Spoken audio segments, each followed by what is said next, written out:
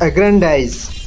To increase the importance, position or wealth is called aggrandize, जिसका हिंदी मतलब होता है वृद्धि करना, शक्ति, संपत्ति या पद को वृद्धि करना, महान बनना, विवर्धन करना को इंग्लिश में एग्रेंडाइज बोली कहते हैं।